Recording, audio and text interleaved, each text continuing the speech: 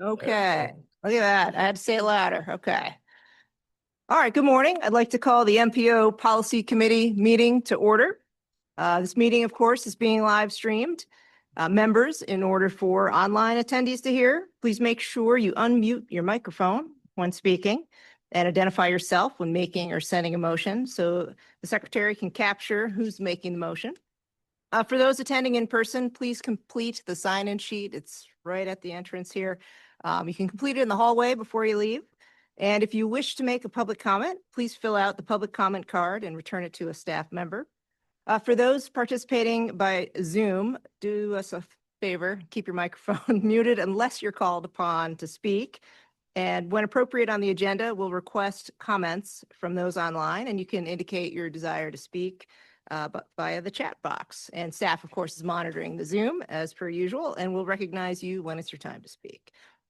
You'll note this is not Aaron next to me today, but we have the fabulous Kyle Schultz, who is CMAP's Deputy of Strategic Advancement, and he'll be taking her place today. And with that being said, Kyle, please call the roll. If the appointed member is not in attendance, will the alternate please identify yourself? I will call by organization followed by the member's name. I. Secretary Biaggi. Here. C. Commissioner William Cheeks. Here. CMAP Frank Beal. CMAP President Matt Brawley. CTA Nora Learison. Cook County Jennifer Siskaleen. Good morning, Tara Orban sitting in for Superintendent Killen. Council of Mayors Mayor Schulke. Jeff Shelkey, Mayor Batavia. DuPage County Chair Deb Conroy. Steve Travia for Chair Conroy. FHWA Vershan Tolliver. John Paul Diplo, alternate for Sean Tolliver. FTA Kelly Brookins. ISTHA Cassandra Rouse. Kane County Chair Parag. Mike Zakozik for Kane County. Kendall County Vice Chair Scott Gengler. Here. Lake County Chair Hart. Shane Schneider on behalf of Chair Hart. McHenry County Chair Bueller. Scott Hennings for Chair Bueller. Metra Jim Derwinski. Lynette Savarella here for Jim Dewinski. Pace Richard Kwasniewski. Eric Llewellyn for Chair Kwasniewski. RTA Leanne Redden. Present.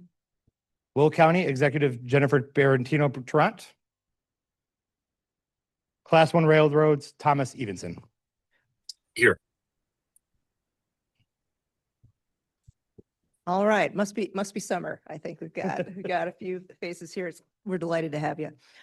So we did receive a request from Tom Evanson to participate remotely in this meeting. These requests are made in compliance with the requirements of the Illinois Meetings Act, but a majority of this vote, majority vote of this body is required. So can I get a motion to allow virtual participation? So moved.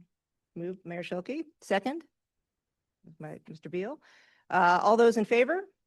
Aye. Opposed? All right, the motion carries. And let the record show that Tom is able to participate in the MPO Policy Committee meeting virtually. All right, next item, agenda changes and announcements. We have, did I miss something? Nope. Okay. You're good. You know, we're working, you got to catch me. Okay. We have no changes to the agenda. So item 3.0, approval of the minutes. We will continue with the approval of the meeting minutes, and I will entertain a motion to approve the meeting minutes from March 12th, 2026. So moved. Thank you, Mayor. Do I have a second? Second, Cook County. Second from Cook County. Do we have any additional edits or comments? Hearing none. All those in favor? Aye. Opposed? The motion carries. Thank you. Okay, item 4.0, CMAP announcements. We're moving to CMAP announcements, and we will hear first from Kyle, who presents the Executive Director's report. Good morning, Secretary Biaggi. Thank you. As the Secretary said, I am clearly not Erin. She is off celebrating and supporting her daughter at the National Rowing Competition this morning. I am Kyle Schultz, the Deputy here for Strategic Advancement. Before providing the Executive Director's update, I did want to take a moment to welcome Commissioner Cheeks, who has been nearly 30 days into his job as CDOT Commissioner. Commissioner, would you like to do a hello and welcome and intro? Thank you. Can you hear me? Thank you, everyone, for allowing me this opportunity. I appreciate the chance to work with everyone on the improvements that will be in Illinois. Glad to contribute and look forward to working with all of you. Thank you, sir. I want to begin the executive director updates with an important update on CMAP's federal certification review. Earlier this year, the FHWA and FTA conducted the required 4-year review of the Chicago region's metropolitan transportation planning process. We recently received the final letter, and I'm pleased to share that the process has been certified and that no corrective actions were identified. The review commended CMAP for several practices, including our performance measures dashboard, certification review webpage, the I-290 Blue Line Corridor Development Office, collaboration on statewide E-tip deployment, detailed programming materials for federal funding programs, and public-facing engagement resources for the RTP, congestion management process, and freight planning. The recommendations provide a helpful direction for the continued improvement, particularly around the RTA to NEDA transition, the UWP and TIP clarity, and performance-based planning and freight priorities. Overall, this is a strong affirmation of CMAP's role in leading a continuing, comprehensive, and cooperative planning process for Northeastern Illinois. Next, I want to briefly update the committee on the amended Union Pacific and Norfolk Southern merger application. On April 30th, Union Pacific and Norfolk Southern filed an amended application with the Surface Transportation Board for their proposed merger. This follows an earlier application that was rejected as incomplete, and the STB has now accepted this amended application for consideration. The CMAP staff members have been reviewing the materials to better understand potential impacts for Northeastern Illinois. The amended application points to several significant changes in freight activity across the region, including a decrease in net activity at intermodal terminals and manifest yards. The application also describes plans to consolidate yard activities, shifting intermodal operations from Yard Center to 47th Street and from 63rd to Global 2. While the application suggests some freight activity may bypass or become more efficient in the region, these shifts could have localized impacts on trucking routes, communities, and municipal planning. The amended application also projects increased freight traffic on passenger rail corridors, including Metra's UP West Line and several Amtrak routes. At this stage, it is unclear those increases could mean for rail congestion, network fluidity, or Metra and Amtrak's reliability. But these are important questions for the region to understand and to monitor. Staff is also evaluating potential implications for regional transportation projects, including several CREATE projects, Metra station improvements, possible grade separations, Amtrak's Chicago Hub Improvement Program, and major IDOT interstate reconstruction programs that require coordination with Union Pacific-owned infrastructure. The merger may also create opportunities to revisit trackage rights and advance safety improvements and support other priority projects. Overall, CMAP will continue tracking the federal review process and assess what the proposed merger could mean for our region. Moving on, I want to highlight our 2026 Technical Assistance Awards. Each year, CMAP's Technical Assistance Program, in partnership with the RTA's Community Planning Program, helps communities advance local planning priorities, strengthen capacity, and connect local implementation work to the broader regional goals of On to 2050. This spring, CMAP and RTA received 54 applications from 46 different applicants. The team evaluated these projects based on their ability to advance the goals of the assistance categories, strengthen local planning capacity, support engagement, implement previous plans, and encourage collaboration across jurisdictions. In total, 26 projects were selected. As you can see on the slides, these awards include ADA self-evaluation and transition plans, bicycle and pedestrian plans, capital improvement plans, corridor plans, local road safety plans, next plan implementation assistance, node-oriented development planning, and travel choice. All these projects have strong transportation connections and will support communities with moving from planning to implementation. Projects will begin later this year, with work kicking off in 2 waves. Next on our list, CMAP has released several major data updates that support regional planning, including the newly refined land use inventory featuring 2023 data, the Phase 1 My Daily Travel Survey dataset and analysis showing emerging post-pandemic travel patterns, and the forthcoming 2026 Community Data Snapshots, which is the most downloaded resource on the CMAP webpage. All of these incorporate land use information and improved employment commute data. And as you all know, CMAP continues to convene partners and regional leaders through our Catalyst series, a set of conversations helping to shape the Century Plan. On June 23rd, CMAP will convene regional leaders and national experts in Joliet for a future-focused conversation on how Northeastern Illinois can invest in and innovate its transportation system for the next century. You should have all received an email invitation for this event that'll take place from 11 a.m. to 2 p.m. on June 23rd at the Joliet Historical Museum. If you have not received that email, please let me know and we'll make sure you have that today. This discussion will not only focus on the need for reinvestment, but also on the importance of regional cooperation, new approaches, and shared strategies that can help move the region beyond our status quo. Our speakers will include Dr. Trish Hendren, who is the Executive Director of the Eastern Transportation Coalition, Addie Tomer, who's a Senior Fellow at Brookings, and Heather Worthington, who's a Principal at Urban 3. We hope you or a team member can join us for this important conversation. And speaking of the Century Plan, today the team will provide an update on the challenges and opportunities emerging as priorities for regional coordination. These opportunities include infrastructure, water, the electric grid, housing supply, and open space. Additionally, today the committee will be asked to approve the draft 2026 Regional Transportation Plan for public comment. The Transportation Committee advanced this draft in May, and the CMAP Board approved yesterday. With the MPO Policy Committee's approval, public comment period is anticipated to run from June 12th through July 31st. A public hearing will be scheduled for Thursday, August 6th from 3 to 4:30 p.m. here at CMAP's offices. Finally, we'll close today's session with a legislative update following the end of the spring session in Springfield. And this update will include key state actions and federal developments we are tracking in Washington, D.C., particularly around the Build America 250 transportation reauthorization conversation.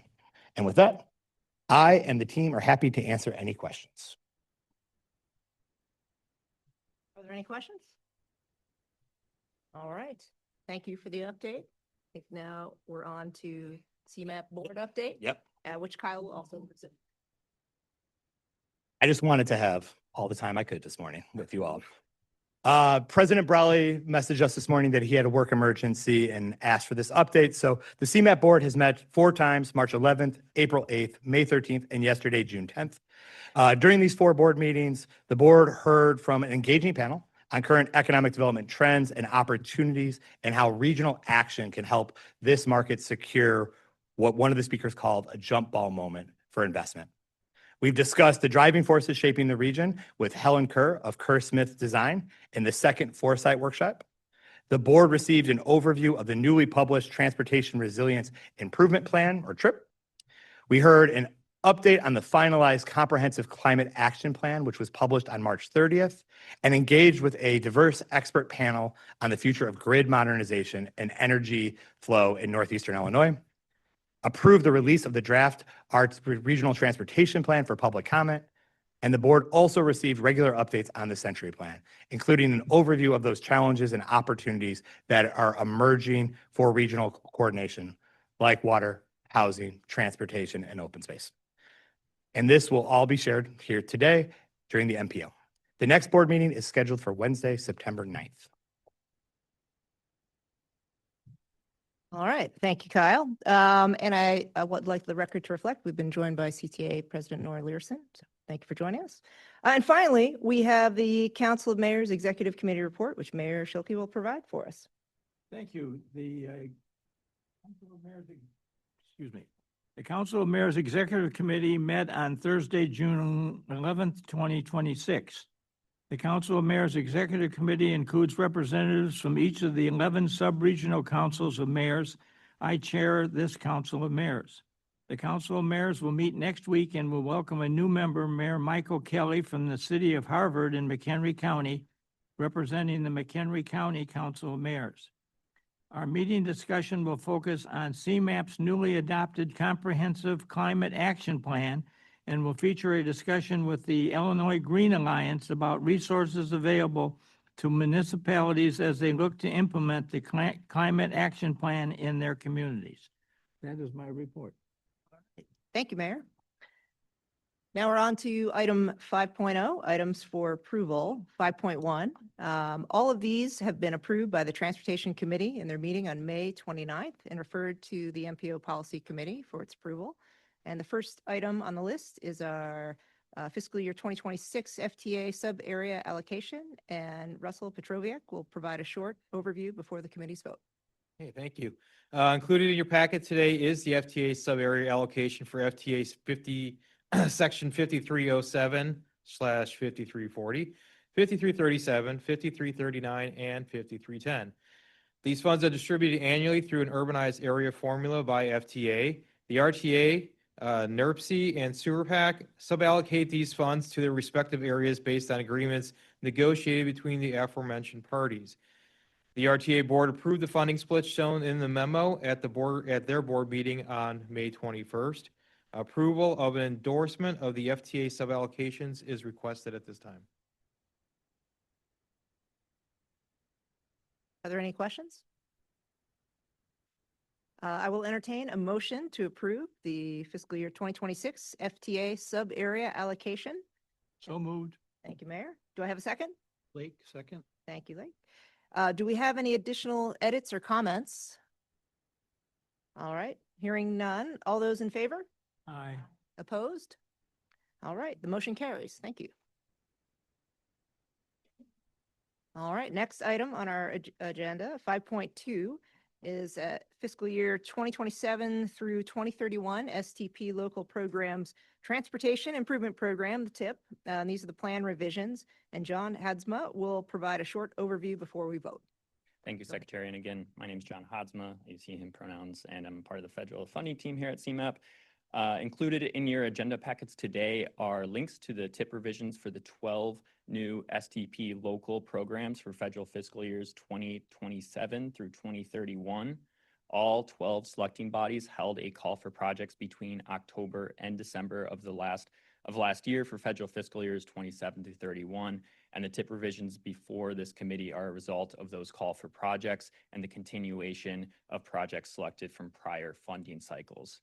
The Transportation Committee is recommending approval of these 12 TIP revisions that encompass the federal fiscal year 27 through 31 STP local programs, and it's being requested today that the MPO Policy Committee approve the 12 TIP revisions for inclusion in the federal fiscal year 2027 through 2032 TIP. All right, thank you. Are there any questions? Hearing none, I'll entertain a motion to approve the fiscal years 2027. Okay, thank you. Do I have a second? Second, Kendall. Thank you. Any additional edits or comments? Hearing none, can I hear from all those in favor?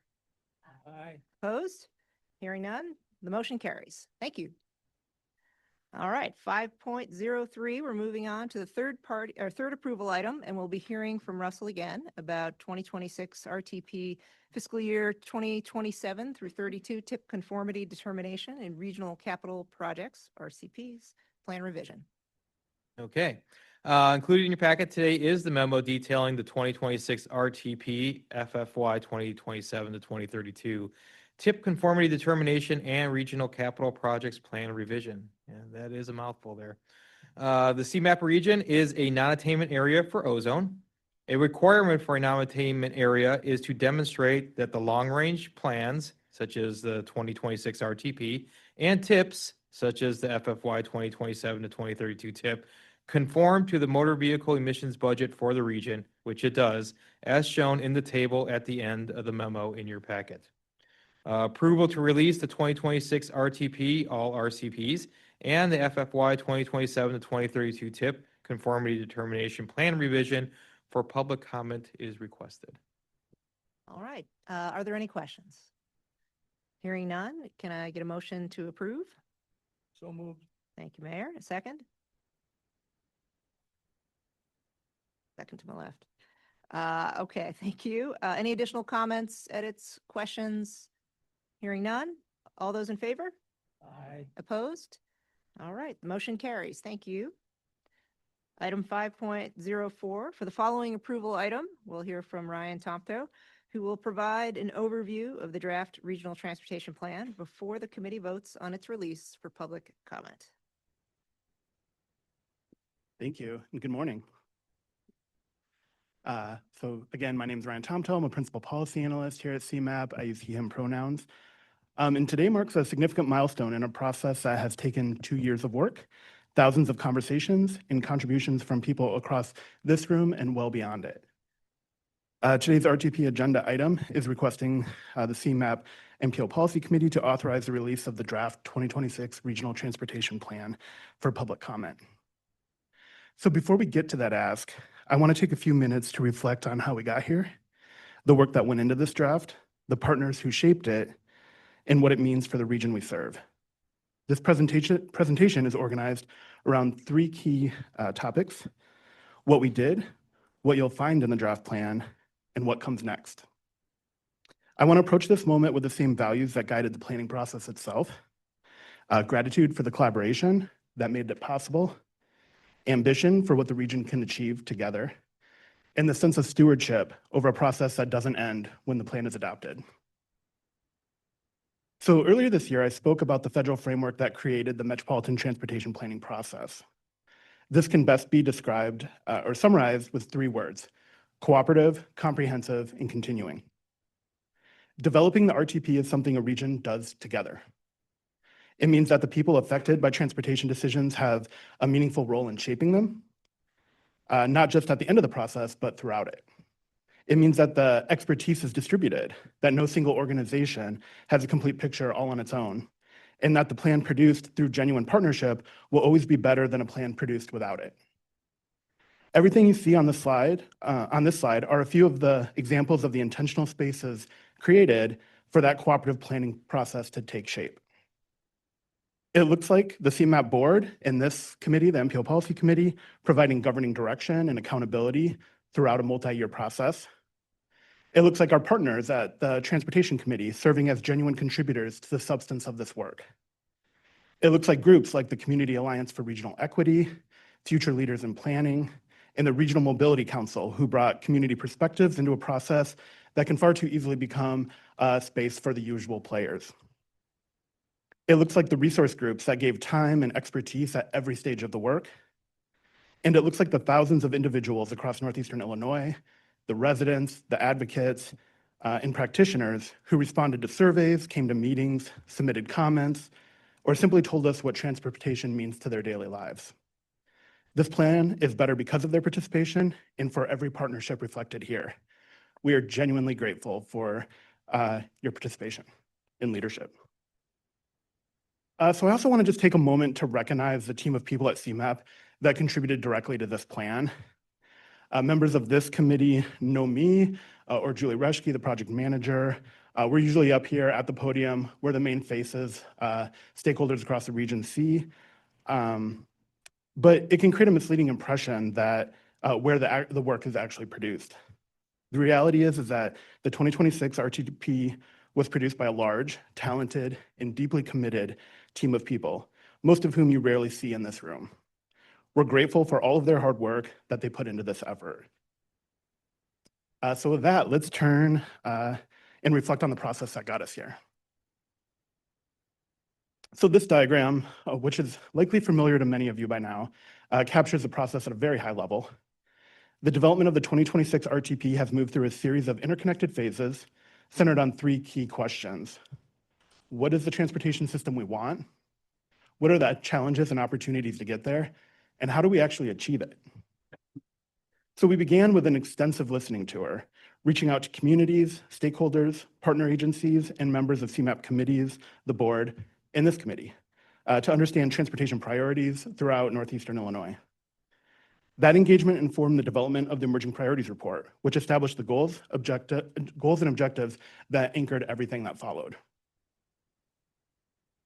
With our priorities established, we needed to understand the challenges and opportunities facing the region, how the system has been performing, what the future needs look like, and where the gaps exist. The Existing Conditions Report was developed to provide an assessment of the transportation network as it exists today. The report examined travel reliability, safety trends, asset conditions, accessibility gaps, freight performance, and the relationship between the transportation system and the broader economy.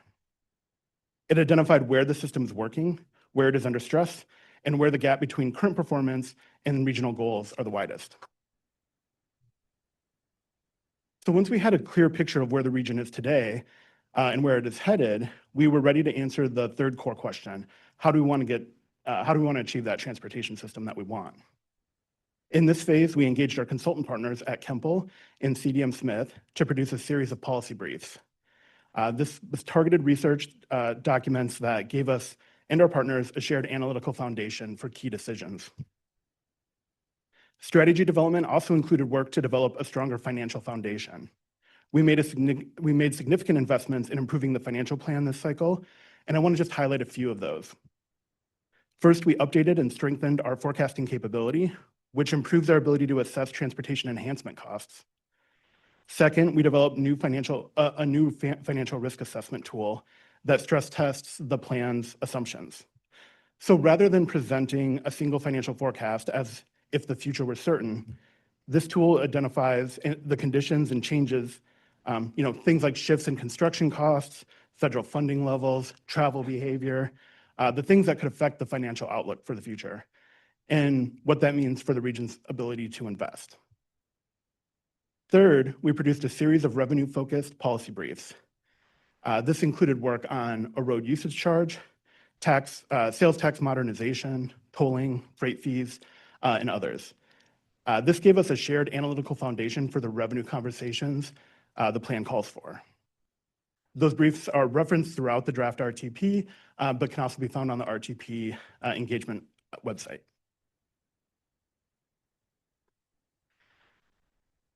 So before we turn to the draft plan itself, I want to just acknowledge the extensive stakeholder and public engagement that happened throughout this process. Engagement was woven into every phase, from the listening tour that shaped the emerging priorities report, the numerous public outreach activities across every county of the region, through multiple rounds of stakeholder feedback and strategy investment priorities, to the robust number of public comments we received in recent months. So with that, let's now turn to what you'll actually find when you open the draft RTP. From the opening, the plan makes an argument that the region has a world-class transportation network. It did not happen by accident. It was built generation by generation by people who chose to invest in infrastructure that would outlast them. The question the plan poses and keeps returning to is what kind of region will our residents inherit by 2050? The RTP frames the region's goals, objectives, and strategies through 5 interconnected chapters focused on connections, safety, environment, economy, and the financial foundations necessary to support progress. Throughout these chapters, the plan explores systemic challenges that undercuts the region's potential. Challenges that include how the region frequently ranks among the most congested in the country, and where nearly half of all households have limited access or no access to transit. A roadway safety crisis that peaked at more than 700 traffic deaths in 2021 and has not recovered to pre-pandemic levels, driven in large part by speeding, a growing fleet of heavier vehicles, and infrastructure that was not designed with today's mix of users in mind.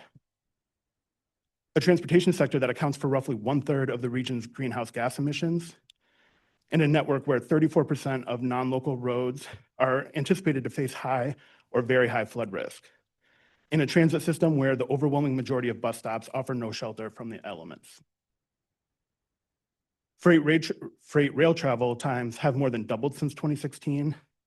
Development patterns continue to extend infrastructure obligations faster than the revenues they generate, while more than 70% of IDOT's expressways have exceeded their functional life. And underlying it all, a structural funding gap driven by aging assets, construction costs that have outpaced revenues for decades, and revenue sources that are increasingly unstable. Each chapter provides strategies for how the region can address these systemic challenges. So these goal chapters then converge into a priority investment section. This section identifies the 15 projects and programs that best translate the plan's goals into action. As we discussed earlier this year, these investments were selected through a rigorous performance-based evaluation process. That process was supplemented by the stakeholder and public engagement you heard about earlier, which added local context and lived experience that data alone cannot capture. It's important to note that all fiscally constrained regional capital projects remain eligible for federal funding, and the priority list is meant simply to identify the investments where the region's collective ambition and resources are best aligned to deliver lasting region-wide change. Also just want to note, as you're looking and if you're trying to find where the constrained list of projects are located, to just double check that yours are in there, that will be located in the financial plan appendix, just for note.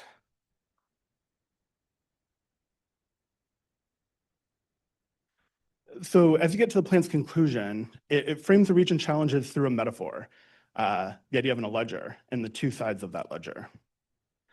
On one side are the region's obligations. These are the aging infrastructure, the deferred maintenance, the 30 billion transit capital backlog, the development patterns that have expanded the system's footprint without expanding the region's ability to maintain it.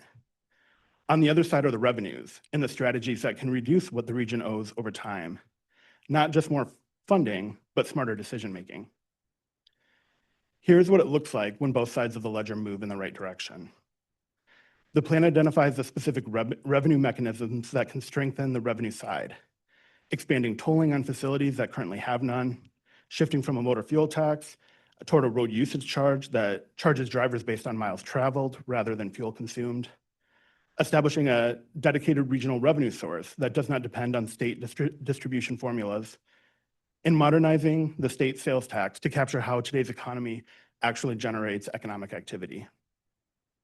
The plan is explicit. These are not aspirational ideas. They are the specific tools the region should pursue with urgency if we hope to build the projects that are included in the plan. But the plan is equally explicit about something that is a little bit more difficult to contend with, that new revenues alone will not solve our problems.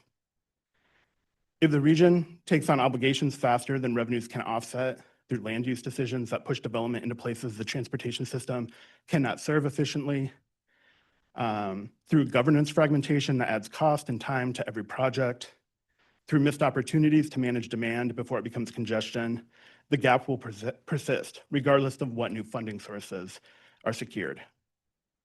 This is why the strategies that reduce obligations matter just as much as the strategies to grow revenues. Intelligent transportation systems that expand capacity without building new infrastructure, travel demand management strategies that shift trips, spread peak loads, and reduce system burden before it accumulates. More coordinated land use decisions that promote strategic infill development so the system can sustainably afford to serve it. Governance reforms that streamline project delivery and make investment decisions that reflect long-term stewardship rather than short-term convenience. Both sides of the ledger have to move. That is the argument the draft plan makes, and it's the commitment the plan asks the region to make in return. So the plan's conclusion puts this fairly plainly. The region cannot ask more of its residents and users without asking more of its transportation partners, agencies, and local governments. More transparency about where money goes and why decisions are made. More coordination across jurisdictions to avoid duplication and inefficiency. More accountability for how public resources are used, and a willingness to make the difficult trade-offs that performance-based planning enables. Those are not easy conversations. They involve multiple levels of government, hundreds of municipalities, and deeply rooted patterns of development and investment. But the plan argues that they are the conversations the region must have, because the alternative is a ledger that grows harder to manage with every deferred decision. Okay, with that, let's talk next steps. So today we are asking the MPO Policy Committee to authorize the release of the draft 2026 Regional Transportation Plan for public comment. This will open the plan for scrutiny of public review. If approved today by the committee, the draft plan will be made available for public comment beginning June 12th and run through July 31st. A federally required public hearing will be scheduled for August 6th at 3 p.m. Here at CMAP's office, and will also be accessible remotely. Following the public comment period, staff will work to address comments received and provide a summary of them, as well as any changes to the plan made in response to them. Then those updates will be provided to the CMAP board and MPO Policy Committee at your joint meeting in October. And this is where we will also be requesting consideration for adopting the plan. So once again, I just want to express my sincere gratitude for your collaboration and leadership throughout this process. This concludes my presentation, and I'm happy to take any questions. All right. Thank you, Ryan. I'll open the floor for any questions.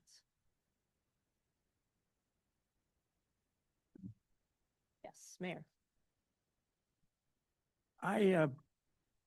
Batavia is a very rapidly growing community. We're between 2022 and the end of 26, we will have added over 900 new living units to our town. And one of the things that we are now faced with is this rapid development or distribution of electric bicycles. I mean, and we've already had somebody killed riding one, and we've had a lot of other issues of people getting into accidents and getting hurt and whatever have you. I don't think there's any standard yet out that says you got to be a certain age or you got to buy a license plate or whatever, but we got people flying all over town all day long on scooters and bicycles that are electrically maintained.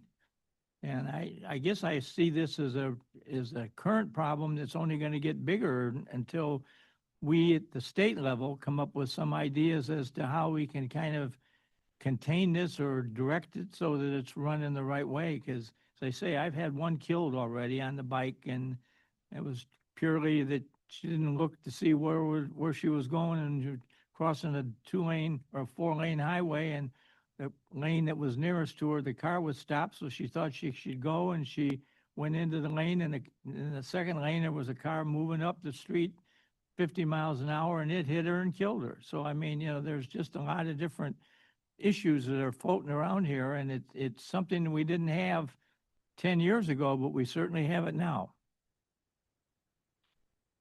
Thank you, Mayor. And I do believe that legislation was promulgated in the General Assembly that was addressing some of those issues, which is levels of speeds, determining what licensure would be required for some of these vehicles. So we'd be happy to send that.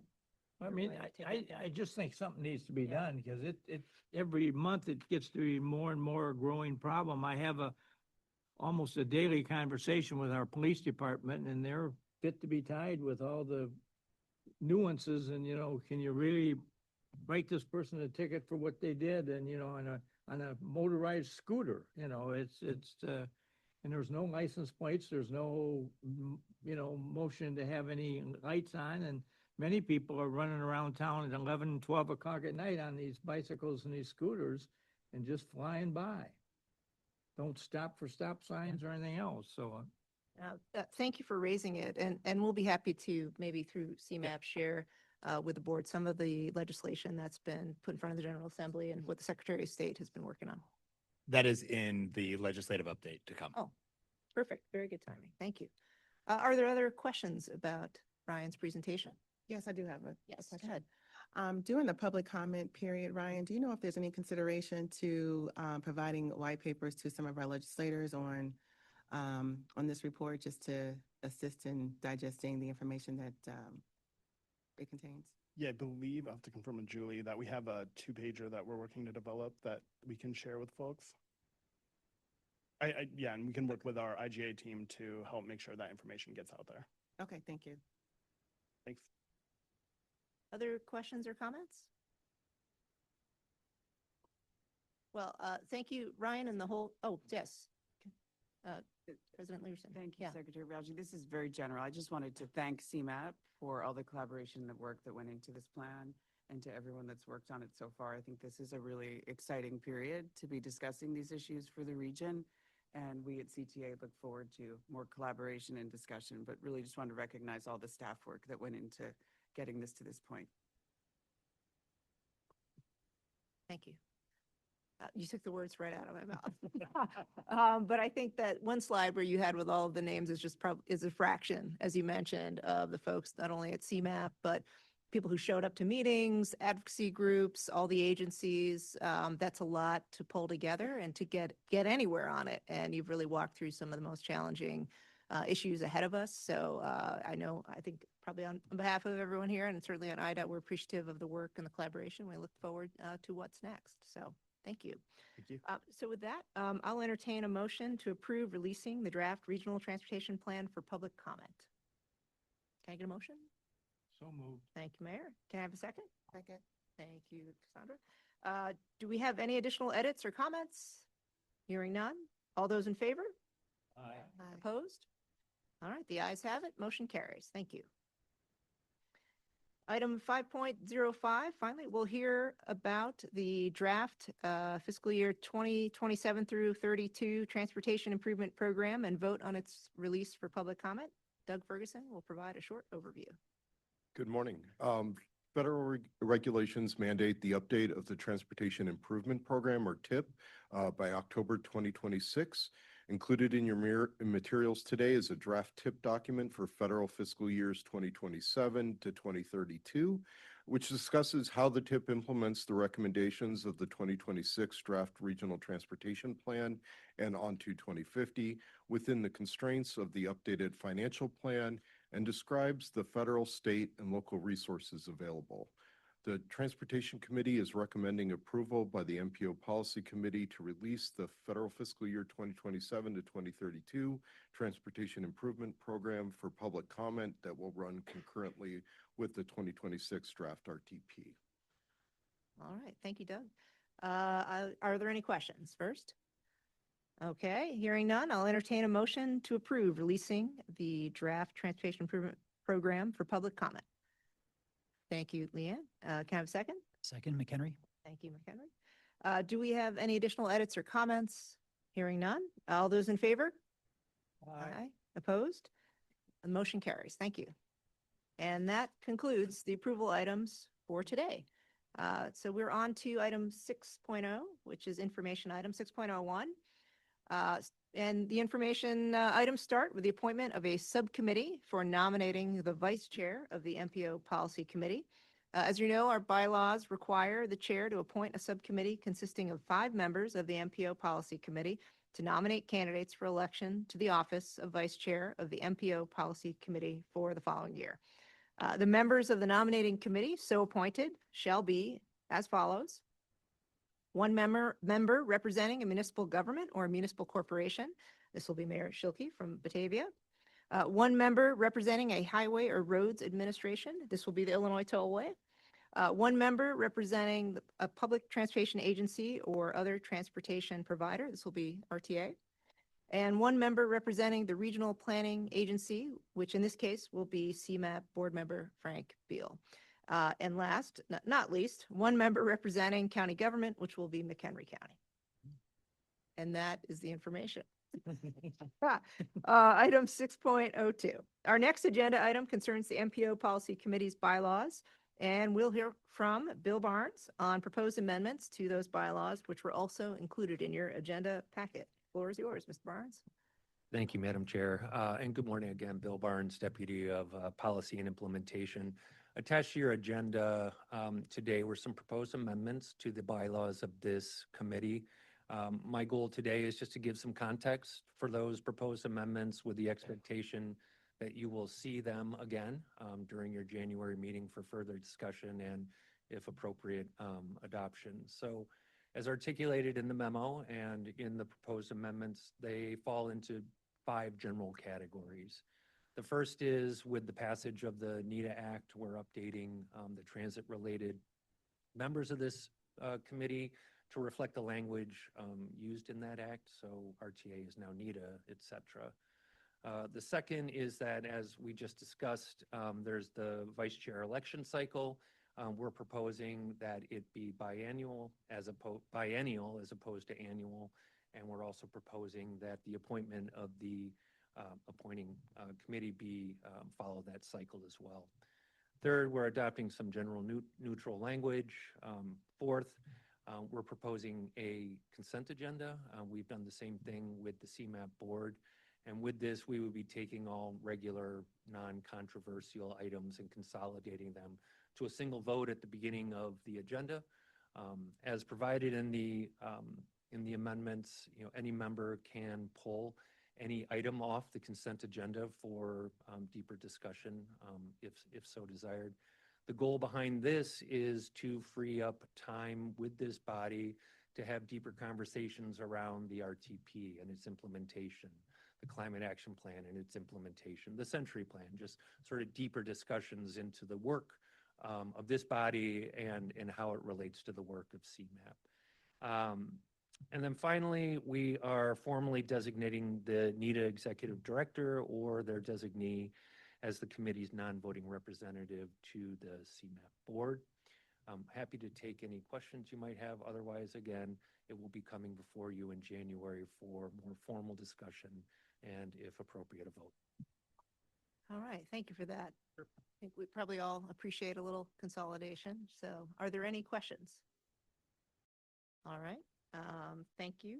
The committee will be asked to vote on the amendments, and as you heard, in one of our meetings next year. And just as an aside, I know in the previous item, the designee was RTA. If we need to change that formally to NEDA for the members of the nominating committee, we can do that perhaps at another date. Thank you. All right, item 6.03, we're hearing from Kate Ivasic on the recently published Transportation Resilience Improvement Program, or known as TRIP. Thank you, Secretary. Good morning, everyone. My name is Kate Ivasic, and I lead CMAP's Climate Resilience Program. And I'm happy to be here with you all today to present the first resilience plan for the region. Published in March, the Transportation Resilience Improvement Plan, or TRIP for short, was created in collaboration with regional partners to chart a path forward toward long-term climate resilience. This plan is essential as we've seen the costs of severe weather and climate change really accelerate in our region and across the state. This chart shows the number of billion-dollar disasters associated with flooding and severe storms across Illinois. Since 1980, we can see that while we've had some years without these extremely costly disasters, the orange trend line is without a doubt increasing. In fact, since 2008, the state hasn't seen a year without a billion-dollar disaster, and in 2024 alone, we've seen a record number of 10. And if we look locally, in just the past 3 years, the region has experienced 3 federally declared flooding disasters, with individual storms dumping up to 8 inches of rain in less than 12 hours. Federal assistance for these events alone has exceeded $500 million, and that doesn't include all of the uninsured losses incurred by residents and businesses. And additionally, as you all very well know, flood-damaged roads, bridges, and public transit are very costly to repair, and the high upfront costs of resilient infrastructure can be out of reach, especially for smaller or historically disinvested municipalities. But the challenge is that our region and our communities have been built on this assumption that the climate is stable. We've designed our infrastructure, defined our flood zones, and we've written our building codes by looking back at long-term averages instead of considering what has become the uncertainties that lie ahead. But the fact is that flooding and extreme heat impacts are expected to intensify, which really underscores the need for coordinated action to both prepare the region for these climate challenges and reduce the greenhouse gas emissions that drive them. Fortunately, the region has two major plans to do just that. TRIP both identifies the vulnerabilities of our transportation system that it faces from a changing climate and proposes ways to make existing and future investments more resilient. And then the Comprehensive Climate Action Plan reinforces these strategies by charting a path to dramatically cut greenhouse gas emissions. So together, they will help the region advance ambitious and necessary climate action to future-proof our communities. So what is TRIP? It's our region's first roadmap to advance resilience through planning and decision-making at CMAP, through transportation agencies and local governments across northeastern Illinois. It was created with a diverse array of stakeholders across the transportation, stormwater, and emergency management sectors to inform its strategies and its findings. TRIP focuses on our transportation system. It provides data and tools to help implementers and communities understand and anticipate future climate risks to our road, bridge, and transit assets.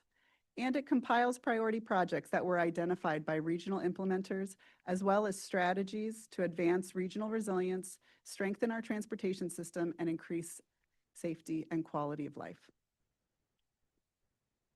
Through TRIP, we conducted an assessment to really understand the transportation system's vulnerabilities to extreme weather and climate change.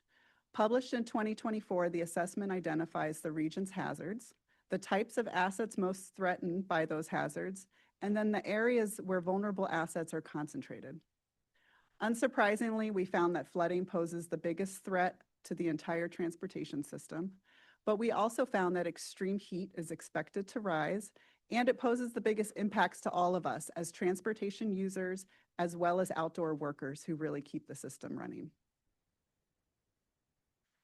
The assessment lets us see, for example, which roads in the region could have the highest risk of flooding in the future, which is shown in this map here. Through this analysis, we found that 34% of the non-local roads assessed have high or very high risk, with Cook County having the greatest share at 44%. Our most urban areas have the highest risk, including Chicago and suburban Cook, as well as Aurora, Elgin, Joliet, and Waukegan. But that said, there are roads with high vulnerability in more suburban and rural communities too, which really underscores the need for our entire region to plan for a future with more widespread risk of urban and localized flooding. The assessment also shows us where to improve heat resilience for transit riders. We know that public transit is essential for residents and really crucial for many of our regional goals, but unsheltered stops, stations, and long wait times leave riders vulnerable to heat exhaustion and life-threatening heat stroke as a result of extreme heat. And some of the region's transit riders are more vulnerable to heat when we consider factors like age and income, disability, and health conditions like asthma and diabetes. So when accounting for these risk factors, we found that more than half of bus stops and rail stations have high or very high transit rider vulnerability to extreme heat. When looking at bus stops, as shown on this map here, we see higher rider vulnerability in Chicago's south and west sides and south and west Cook, as well as Aurora, Elgin, Joliet, and Waukegan, which all aligns with longstanding inequities in underinvested communities. So to help reduce these climate risks, TRIP presents a suite of resilience projects and strategies. The plan contains the first ever regional resilience project list. It's made up of 64 projects that were identified by partner agencies, with over half of the projects already programmed in the Transportation Improvement Program. By being identified in TRIP, these projects are more competitive for national PROTECT grants and eligible for a reduced cost share.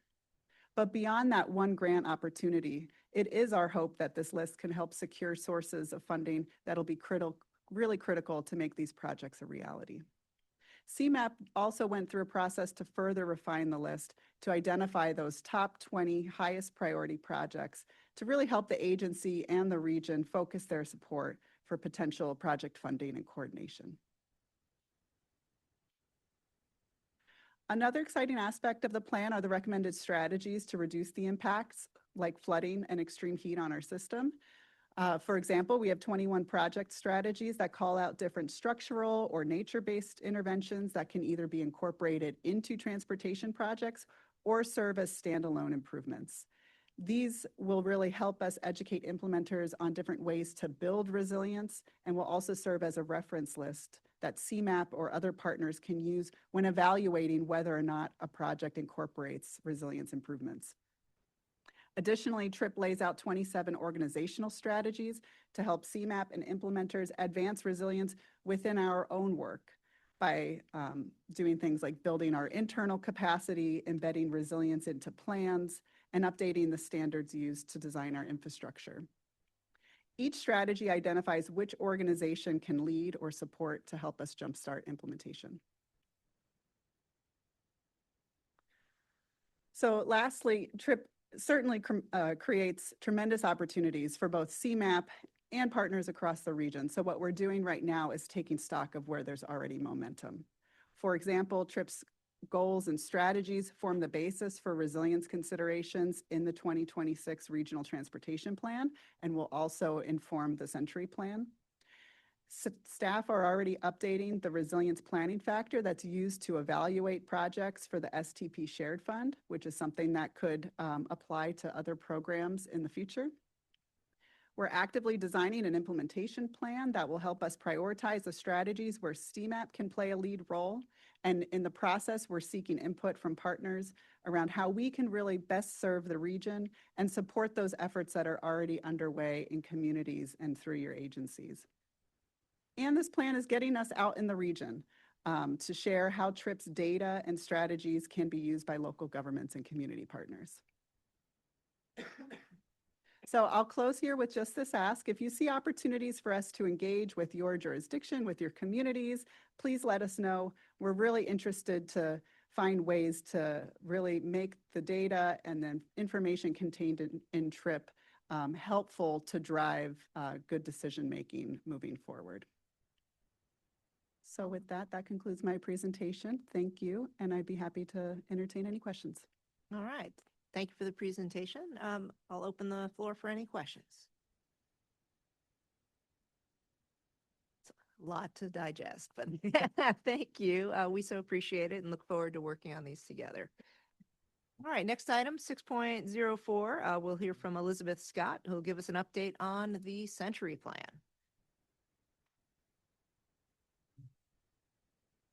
Thank you very much, Secretary, and hello, everyone. I'm delighted to be here to give you an update of the work that we've been doing on the Century Plan, which is the region's next comprehensive plan. You've heard some presentations about this previously, but we're about 8 months into the planning process now, and we're starting to have results to share. So I'm really excited to give you all a sense of everything that we're learning and where we think we're going. We're at a bit of a transition point in the planning process. And so I'd also like to get your feedback about what ideas are resonating most, because we're sort of leaving our listening and learning phase and going into our synthesizing and mobilizing phase. So we'd like to get your impressions on some of these ideas if possible today. So in terms of the process that we're going through, we designed the Century Plan to look at the region from multiple perspectives. The research highlighted in the State of the Region report helps us understand where we are today. We looked across a bunch of indicators and created a very accessible report that was intended to start conversations with stakeholders about what might matter. We've also been doing a lot of engagement and community conversation work. We also engaged in a strategic foresight process, which you all helped contribute to when you participated in the Kerr-Smith dialogue that we had last fall. That's designed to help us think into the far future and understand how uncertainty and change may impact the region. And then on the engagement side, and I'll say more about this in a second, our Catalyst series and local insights process, we felt it was very important to get out into the community in different ways so that we could ground our assessment in what is actually happening on the ground and what are stakeholder experiences in specific areas of the region. And the purpose of the process to this point wasn't to develop solutions, but instead to understand what challenges matter most for the region's future. And so as we move out of this sort of listening learning phase, as I mentioned, we're headed towards a document this fall at the October meeting. So you should see at your October meeting a plan preview report, which will crystallize these learnings and create a formal feedback point for planning stakeholders and the public to let CMAP know if they think we're going in the right direction as we start to move towards the Century Plan itself, which you can expect to be asked about your opinion on a draft for public comment this time next year. So just giving you a sense of where we are in terms of moving through the planning process. All right. So in terms of our Catalyst series, we've laid out an ambitious plan to have 10 events this year and next year that really raise questions about what may matter for the region's future and engage both people we know well and people we don't know well in this dialogue about what's important. And so we've been convening leaders from across sectors in areas all over the region. So far, we've had an event in Lake County about housing supply and affordability. We had an event in Oswego about the future of industrial and commercial development, how to deal with data centers, but also, you know, other similar things that are happening around the region. We had a party celebration launch event here at the old post office to celebrate the Climate Action Plan. And we also had an event for Chicago Water Week talking about how we can secure the region's water future through governance reforms. And then as Kyle mentioned at the top, we have a very exciting event coming to the 23rd in Joliet. I hope you all can make time for. We're bringing some fascinating speakers from out of town to talk about transportation innovation. And we hope it'll be a provocative and exciting day. So please join us if you can. And then after that, we're going to take a little break for the summer, and we're going to continue this cadence of trying to have these kinds of conversations where we can hear from people about what matters and how they're connecting issues, and use that as insights to drive the Century Plan. At the same time, we've also had an extensive local conversation process. So we took the data that we got in the State of the Region report, localized that down to the Council of Mayors level, and have developed presentations designed to speak directly to smaller groups of communities in the region at the council level, so that we could hear from and test with communities what matters locally, and make sure that we are incorporating the ground up perspective as we're starting to synthesize some of these things about what matters. We've had small group conversations with almost all the councils and senior staff at the City of Chicago. We're having a McHenry County conversation next week and a Will County conversation a little bit later this month, but that will mean we will have gotten out to speak to everyone in the region, which we're very proud of, and was a lot of work for the team. I'm sure you all understand as you all do these types of initiatives as well. So just to give you a little bit of perspective about what we're learning, all of these conversations have been really rich, and particularly the local conversations have been really rich. So here's a scatter chart that is a compiled result of a question that we are asking in all of our local conversations. We took drivers of change coming out of our strategic foresight process and asked local communities to help us understand which of these drivers of change, things that are coming and affecting community, are going to be most difficult to address locally, and which ones will be most important to your future. We were trying to identify things that would be difficult to address locally and high potential impact on communities' ability to realize their own goals. And so I think it probably is not surprising to you that the things that come to the fore are rising costs, the state of infrastructure, and figuring out how to deal with increased severe weather as things that are really important and really difficult to address locally. So this is what we're hearing from our communities. And what that tells us is this may be a space where we need to be looking at regional action.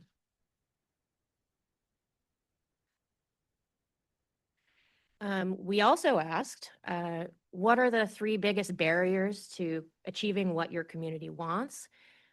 Not surprisingly, we heard funding levels from everyone, but and we also heard how to work through state processes and regulation and collaborate with other levels of government as important things. I also think it's interesting that public sentiment and trust is emerging as more important or more challenging even than local capacity limitations or competing priorities when communities think about how they deliver the package of things that the public wants from them. So that's also a thread that we're going to be looking at through the Century Plan. And I think just one more thing on that is that taken together, these 2 insights from the local conversations really highlighted for us that many of the challenges that communities face are beyond their local control. And we have to think about how that all comes together into this broader regional picture. And so the common themes that are emerging are that the systems that we share need investment. We heard a lot about infrastructure in our Catalyst series conversations. We're seeing a lot about infrastructure in our research, and we're definitely hearing a lot about these things on the ground. We're also hearing in different places the need to preserve and improve local quality of life. So that goes to affordability issues and the experience of living here. And then finally, thinking about how regional action can help us move forward on the issues that are coming to the fore. And so on the infrastructure side, the first theme concerns how we support the infrastructure systems that support daily life and economic activity. Transportation, energy, and water are repeatedly raised as areas requiring attention and investment. So this group knows better than anyone that we have tremendous transportation assets in this region, but we also have tremendous needs. And, I think you heard that through the RTP conversation that you've already heard today. You've also heard that indirectly through the TRIP conversation. So we have a lot of work in front of us in terms of delivering the package of improvements that the economy needs, that the public expects, and so on. And this is where the two sides of the ledger conversation that you heard comes up as well. Our thought about our transportation needs is that the Century Plan needs to come together to help produce the resources needed to deliver the improvements that need to be made. And that's about continuing to advance regional conversations like those that were started in the Blue Ribbon Commission discussion and our kind of collective efforts to solve the problems in front of us. So it's important to know, though, that we're hearing that outside of transportation sector stakeholders that they want to see this progress at a broader level. Another thing that we're hearing a lot about is a discussion of the electric grid. Electrification, economic development, affordability concerns, and growing demand are placing new expectations on the system. So there's kind of two pieces, at least, to this that we're learning. One is that the availability of electricity is going to be a limiting condition for economic development in the future. We're already hearing this with the conversation of today, which is data centers, but this is going to continue to be a conversation as our economy increasingly electrifies. So the availability of electricity in different places around the region is going to enable commercial and industrial development. It's going to enable new housing development. And this is an important factor for us to keep an eye on. On the other hand, there is also the need to enable electric grid that can help us with our two main climate action plan goals. One is to green our vehicle fleet, both on the individual auto side and freight side. And then two, think about how we can get cleaner energy into buildings through the use of technology like heat pumps. And so in order to do that, there has to be the electricity available to power these things. And so the two things together, the economic development needs and the electricity required for decarbonization, are pointing us to the idea that electricity is a bigger and bigger planning concern than it has been in the past. We're also learning and hearing that there's an important land use and spatial dimension to how this infrastructure is deployed, where a more regional conversation may be useful going forward. The next infrastructure piece that we're hearing, and you just heard this in the TRIP conversation as well, is on the one hand, on the drinking water side, our system is facing compounding pressures, fragmented governance, increasing demand, a limited Lake Michigan allocation.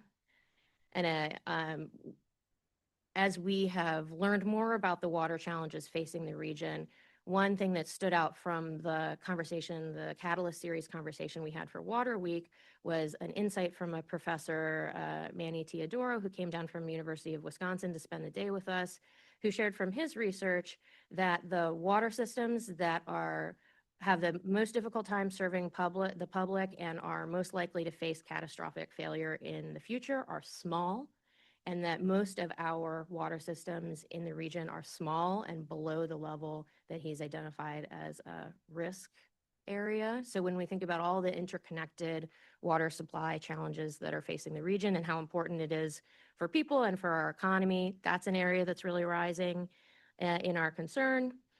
We're also thinking about our stormwater infrastructure needs. Our aging and undersized stormwater puts us at risk for continued flooding. As you just heard, it has been very, very expensive, and we need to think across a lot of different categories about how we can get nature-based and other solutions into more of our infrastructure to help defer some of the impact of this flooding. The second major theme we're hearing concerns quality of life. Communities are grappling with changing demographics, affordability concerns, and questions about how to accommodate future demand. A key issue that's been in the news and in discussion a lot is the availability of housing. We know that since the Great Recession, the housing that the region has added has primarily been larger in size However, at the same time, the households that the region has added have primarily been smaller in size.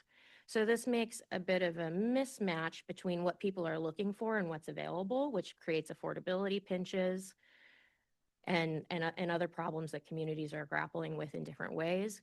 We've also heard on the economic development side that the availability of workforce housing in different areas of the region is an important decision-making factor for businesses to locate here or expand here. So there's a broad conversation around housing supply that could benefit from being had at a regional level, and the need potentially for more information and discussion about what is happening and what potentially to do about it. And we were stuck. Okay, let's keep going. There is a diagram, it's okay. And on the quality of life theme, we're also hearing that conservation is really important. As of 2020, nearly half of the land in the region, 44%, was considered developed. The level of developed land varies widely across counties, ranging from 16% in Kendall County to 73% in Cook and DuPage counties. Development of farmland and natural areas has slowed, but still outpaces infill development. Residents and communities continue to place high value on parks, forest preserves, trails, waterways, and natural areas, not only for environmental reasons, but because they contribute directly to quality of life, public health, and community identity. We've seen that commitment reflected in recent ballot measures in several counties supporting forest preserves and open space investments. Communities are also increasingly recognizing the practical benefits of natural systems. Trees and open space help reduce urban heat, manage stormwater, capture carbon, improve air quality, and make neighborhoods more attractive places to live. As communities think about growth and development, many are asking how to accommodate new housing and economic activity while preserving the natural assets that residents clearly value. And so starting to bring all of this together, a third theme we've heard is how to catalyze an opportunity for regional action. We're thinking about the systemic challenges facing the region also raises a conversation about how to come together to address them. And so picking up, again, the conversation from the regional transportation plan presentation that you all heard, the question continues to be, how do we, as a regional community, how do we develop strategically? And when we think about the intersections of cost of living, housing, conservation needs, economic development, there's a lot of balancing and trade-offs that happen here. And so communities are asking how growth and investment can be guided strategically rather than occurring in a fragmented way. How do we encourage growth and development while balancing sustainability and quality of life? This is a fundamentally regional question and one that we hope that the Century Plan can help answer.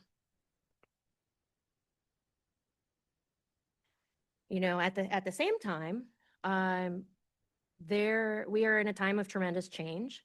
There's a lot happening economically in terms of technology, and in our market, in the nation, and in the world. So we're trying to think about all of these big systems and structural needs in the face of changing economic demands for data centers. We're seeing quantum starting to happen. We're seeing emergence of work around blue economy here in the region. So we have to think about how, not just how to grow, but how to position the region to benefit from these shifts while also managing any trade-offs that they may require. This is also what we hope the Century Plan can be about.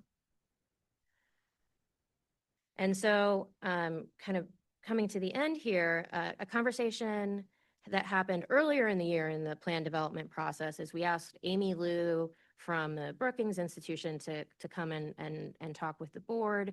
Her work has to do with how regions come together on unified economic development strategies. And one of the takeaways that she left the group with was the idea that the challenges that are facing regions now require a different scale than the institutional configurations that we have historically had, and that the regions that are winning the most are the ones that understand how to bring together their horizontal capabilities. So bring together sectors that have concern with the issues that we're discussing, and bring together the vertical components of scale to make sure all the levels of government are aligned. So if you can align across sectors and align across scales, these are the regions that have been really able to move their strategic initiatives. This is also something we're trying to think about as part of the Century Plan.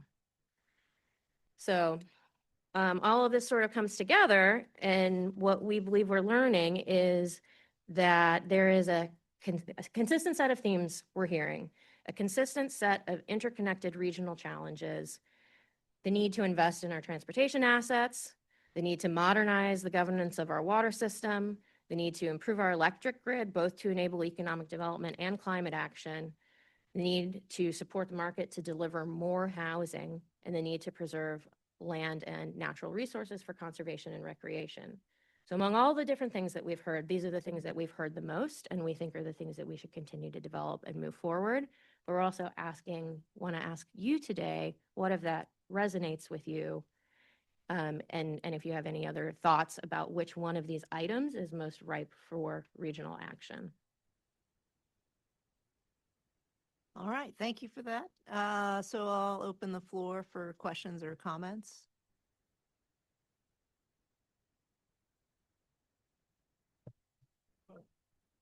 Mayor? I would certainly say, number one, I'm very, very pleased that CMAP has undertaken this study and tried to identify the issues that you've already pointed out here.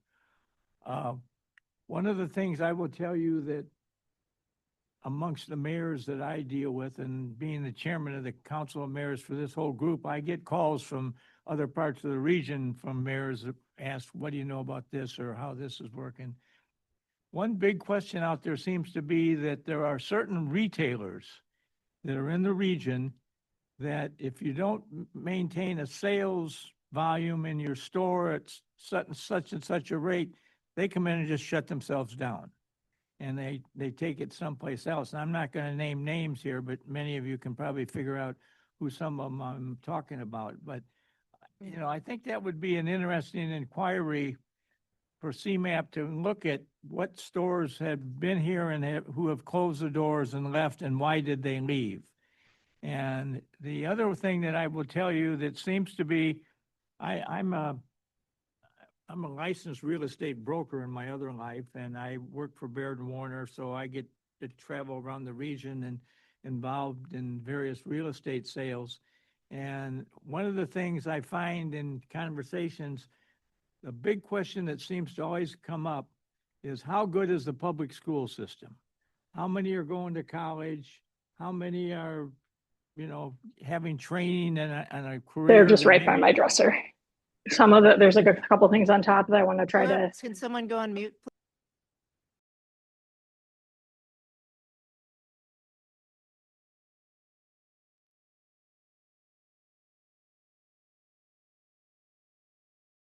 You know, what is really happening with some of these businesses. But the other thing is the strength of the school system. That seems to be maybe the number one in many parts of the area. How many are going to college? How many get into this area? Is there community colleges of good stature nearby? A lot of people have a real focus on education, and that seems to be a major factor in the Northern Illinois real estate market.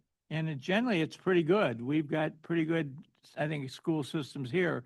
But I know some people have literally said, well, I'm living in this town, but I'm going over to this one because this one's got higher test scores and the kids get better chance to get into some more esteemed universities. So that's just another thing that's factoring in there. But I think at some point, we've got to bring the education world in and rate them somewhat as to how good they are or aren't, because that seems to be a real driving force in people wanting to move to certain towns. Thank you, Mayor. Mayor, I'll just add really good call outs. And I think the retail component would welcome the chance to talk with you what you've heard. But we are going through a transition of our economy right now. And these themes were developed because they are cross-sectional and impact every part of our life. And so we have talked about what is the future of our retail corridors and how do we address this in this plan.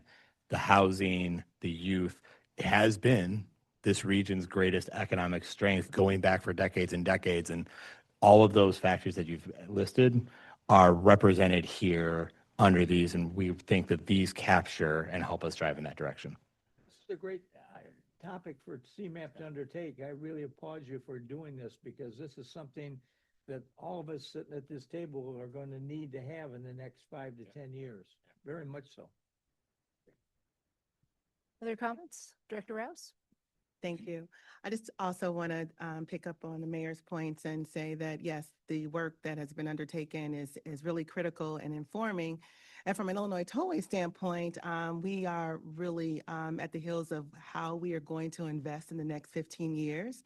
And so we too have spent the last 2 years listening and through public outreach, sessions and seeking comments on where our infrastructure investments need to be placed and how they can benefit the region.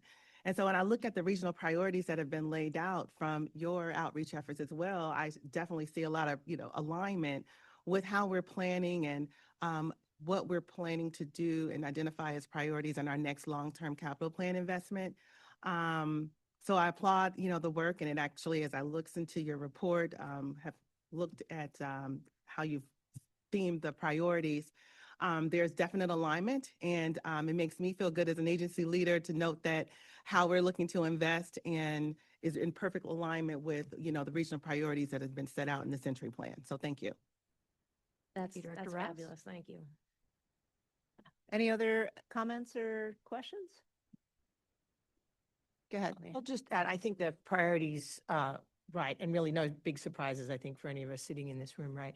I think the previous slide that you had about how you actually affect these issues, both in the horizontal and the vertical space, I think is really going to be the critical challenge to identify, I think, how we begin to tackle some of these problems and building upon both kind of the structures that we have, the work that's been done, and then how do you apply it sort of looking forward into sort of, a future that has a lot more uncertainty in it and a lot more change sort of coming at us pretty quickly in some cases. Thank you. Yeah, that's absolutely resonant, I think, with the process that we've tried to design. We know that we're going through a period of rapid change. So rather than making a plan that covers a million topics a little bit, we're trying to be very, very focused on what the things that are going to be critical for the region's future are, and think about how we can mobilize all our capabilities to try and make progress on them. Other questions or comments? Thank you. Okay, well, more to come this fall. We are going to continue to do this stakeholder work. We'll once again encourage you to come to our event in Joliet on the 23rd. If you can make it, it should be very interesting. We'll be working through the summer to synthesize a lot of this thinking, and it'll all come together in a plan preview you will see at your fall meetings. So thank you very much. Great. Thank you, Elizabeth. Moving on, item 6.05, our last informational item on the agenda. We have Kasha Hart with the legislative update. Hi, everyone. All right, just a few updates on federal and state legislative action. First, with regard to reauthorization, as was noted on May 17th, the House T&I Committee filed their surface transportation reauthorization proposal called Build America 250. This would serve as the successor to IIJA, which expires on September 30th of this year. The bill has advanced out of House T&I, but has not yet been heard on the House floor. We have not seen any Senate language yet, so there is still a lot to do before IIJA expires, making a CR increase or continuing resolution increasingly likely. Just a couple of highlights on this bill, since it is, kind of setting the policy stakes in the ground right now. It would authorize $580 billion for surface transportation programs over the next 5 fiscal years, covering funding for federal highways, bridges, and transit. Of that 580 billion, only 474 billion is guaranteed funding. The remaining 100 billion would need to be allocated through the annual federal appropriations process, which just introduces more uncertainty in year-over-year funding levels. There is guaranteed funding for crucial programs like Safe Streets for All, which is codified into law starting at $500 million next fiscal year, growing to $1 billion in the final year of the bill. There's also a new bridge program funded at $9 billion annually. MEGA is reauthorized at IIJA levels with expanded eligibility to include public transportation programs eligible under the CIG program.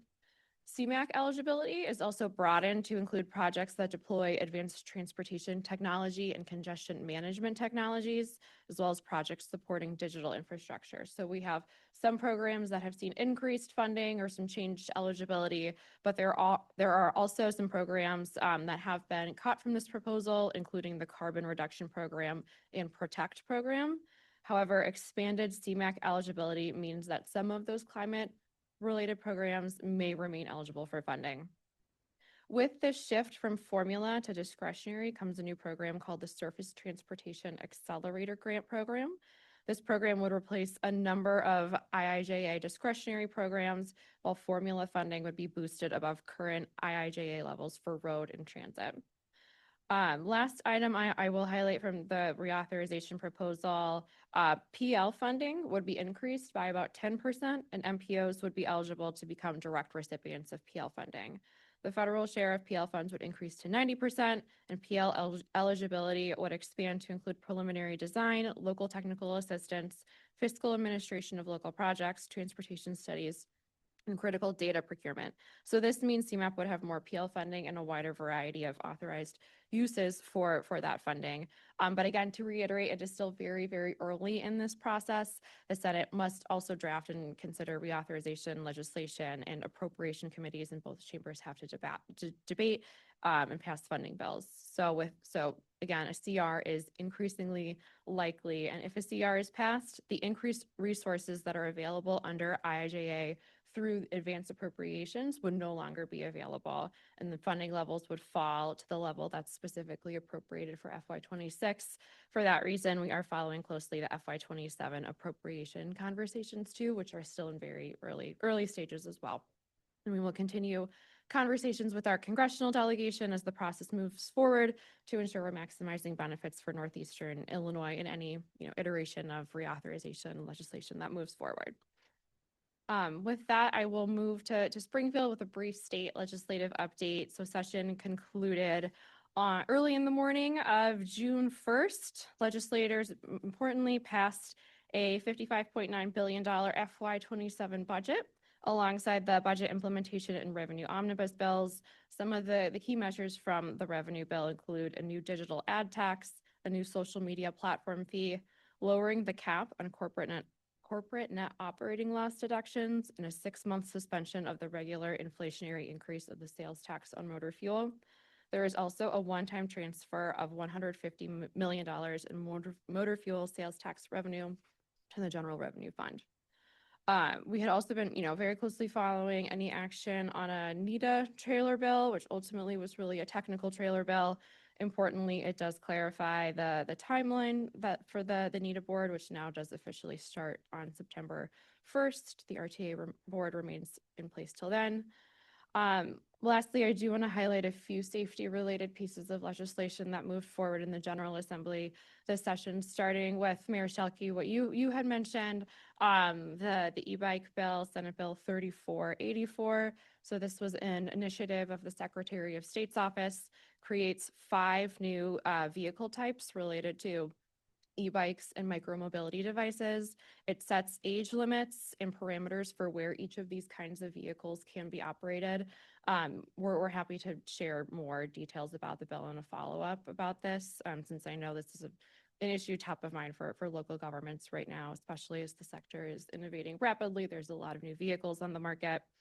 I also want to highlight HB 5081, which allows local governments to reduce speed limits without an engineering study. I know that was an important initiative from IDOT. We were very glad to see that move forward. as well as House Bill 4948, which establishes the Intelligent Speed Assistance Program. This requires drivers of multiple excessive speeding violations to install a speed limiting device on their vehicles. Really, we're pleased to see the safety legislation move forward this session. Recent events have highlighted the urgency of advancing a safe systems approach. We're grateful for your all's partnership in that work. And the legislation is an important start, but certainly there's always more to be done. So the General Assembly is not scheduled to reconvene until veto session, which is currently scheduled for after the election, November 17th through 19th and December 1st through 3rd. The governor has indicated the possibility of a special session this summer to address some unfinished business related to the mega projects proposal. So lots of moving parts there. We are following very closely to see what may happen over the summer and into the fall. With that concludes my legislative update. Happy to take any questions folks may have. All right, thank you for that. Are there any questions? All right, thank you for the update. And moving on, I think we're up to our last item here, other business, 2 more items. Do we have any other business before the MPO Policy Committee?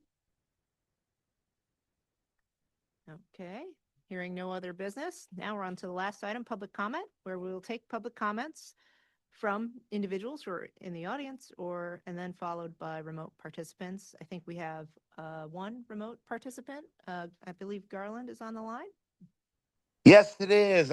Gia, how you doing? It's Garland Armstrong, formerly of Elmwood Park and Des Plaines, now living in Des Moines, Iowa. How you doing, everybody in the Chicagoland area?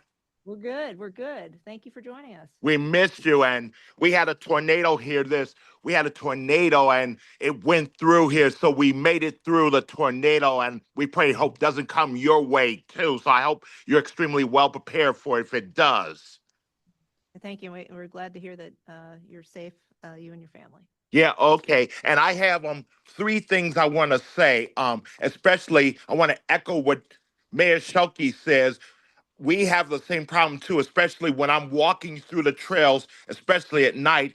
There's not enough streetlights, and there are e-bikes and scooter bikes too, and they don't even look out for walkers or joggers or runners. Like, I'm a walker, but they feel like they're racing toward the trails, thinking it's a race out there through the trails, and they think nobody can't be stopped.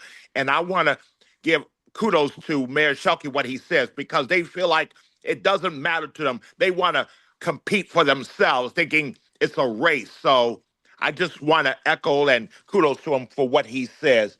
And for Nora, CTA, I just want to bring up this biggest one that really concerns me and my wife. It's on the Purple Line going to Howard, especially the 5 stations that's not accessible on the Purple Line. It is Central, Noyes, Foster, Dempster, South Boulevard.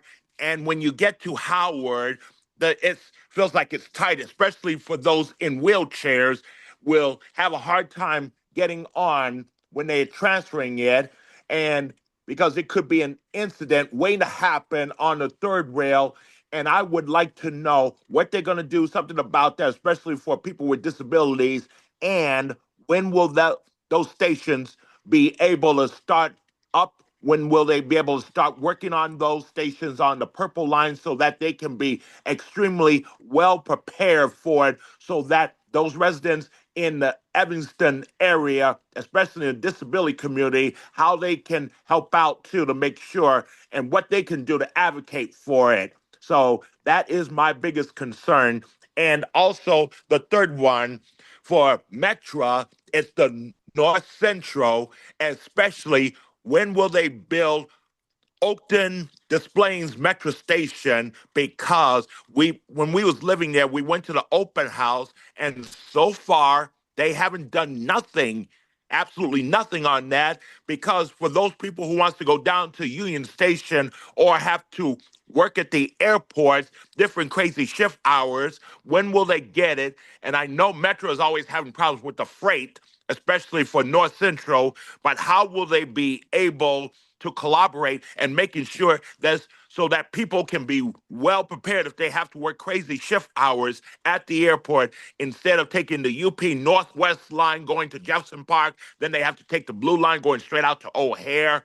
How will that be able to have access for that for those who are coming further up in Lake County and if they have to work at O'Hare or going down there or want to transfer to another train so that they can be a part of it. So how y'all can work on that and making sure about that in down the road and making sure that the residents from all walks of life there on the metro, including the disabilities, can have access to it.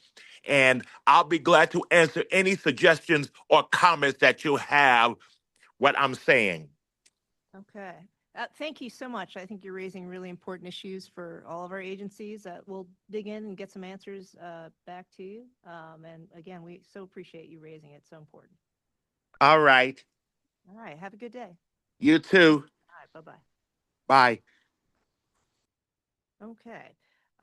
So again, glad for the public comment. The next meeting, the next meeting of the MPO Policy Committee is going to be the joint meeting with the CMAP board scheduled for October 14th, 2026. And now we're on to adjournment. I'll entertain a motion to adjourn. Second? Can I get a second? I need a second. All right, Cook County gives a second. No edits or comments. All those in favor of adjournment? Aye, opposed? Nobody's opposed. Motion carries. Thank you for the meeting today. Thank you.